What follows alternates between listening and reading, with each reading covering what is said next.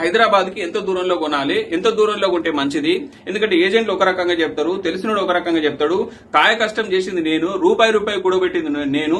Actually ఎంత distance లో నేను కొనాలి, ఎందుకోసం కొనాలి, ఇల్లు కట్టుకోనిక కొనాలనా లేదంటే నేను ఇన్వెస్ట్మెంట్ కోసం కొనాలనా, అసలు ఎట్లా కొంటే బాగుంటది అనేది ఒక 3 జోన్లుగా హైదరాబాద్ ని మనం డివైడ్ చేయడం జరిగింది. మొట్టమొదటి జోన్ వచ్చేసి ఏమంటే ఈ హైదరాబాద్ జోన్ ని 30 కిలోమీటర్ల రౌండ్ ఏదైతుందో 30 కిలోమీటర్ రౌండ్ ఏదైతుందో ఇది దాదాపుగా నీకు సుమారుగా, ఇది ఎగ్జాక్ట్ గా ఇంతే అని నేను చెప్పలేను, సుమారుగా నీకు ₹1,00,000 నుంచి మొదలుకొని అంటే 1 lakh రూపీస్ నుంచి మొదలుకొని దగ్గర 3 లక్షల వరకు పర్ స్క్వేర్ యార్డ్ ఉండొచ్చు. ఒకవేళ నీ స్తోమత కనుక ₹1,00,000 నుంచి 3 లక్షల లోపల ఉంటే నువ్వు హైదరాబాద్ సరౌండింగ్ లో జోన్ 1 లా 30 కిలోమీటర్ లోపల నువ్వు కొనొచ్చు.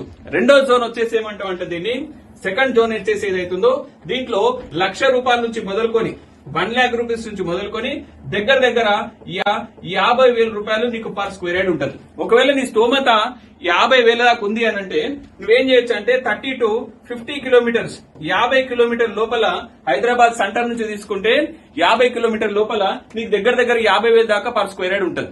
మా గురువు గారు ఏమంటారంటే చాలా మంది ఏం చేస్తారు, ఇన్వెస్ట్మెంట్ కోసం బాగినాలన్నా ఇన్వెస్ట్మెంట్ కోసం 50,000 పెట్టడం అది ఇన్వెస్ట్మెంట్ పర్పస్ కరెక్ట్ కాదు పర్ స్క్వేర్ యార్డ్.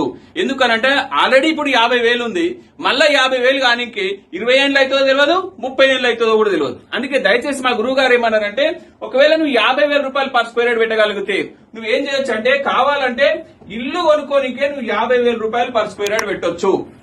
జోన్ 2 లో నువ్వు కొనొచ్చు, నో ప్రాబ్లం. ఇల్లు కావాలనుకుంటే నువ్వు జోన్ 2 లో కొనొచ్చు.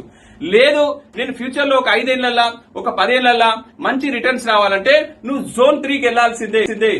జోన్ 3, ఈ జోన్ 3 ని నేను ఏమంటామంటే దీని ఇన్వెస్ట్మెంట్ జోన్ అని అంటాం. దీని ఇన్వెస్ట్మెంట్ జోన్ అంటాం. ఇందులో పర్ స్క్వేర్ యార్డ్ వచ్చేసి దగ్గర నీకు ₹5,000 నుంచి మొదలుకొని ₹50,000 మధ్యలో పర్ స్క్వేర్ యార్డ్ ఉంటది. దీని అన్నిటిని కూడా మేము ఏమంటామంటే ఇన్వెస్ట్మెంట్ జోన్ అని అంటాం.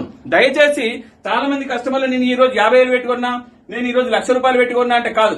ఇన్వెస్ట్మెంట్ జోన్ లో పెడితే నువ్వు ఇన్వెస్ట్మెంట్ జోన్ లో పెడితే నీ డబ్బులు అనేది రిటర్న్ అయ్యే అవకాశం ఉంటుంది. సో ఈ విషయాన్ని గమనించి ఈ హైదరాబాద్ లో జోన్ 1 లో కొనుక్కోవాలా లేదంటే జోన్ 2 లో కొనుక్కోవాలా లేదంటే జోన్ 3 లో కొనుక్కోవాలా అది నువ్వు డిసిషన్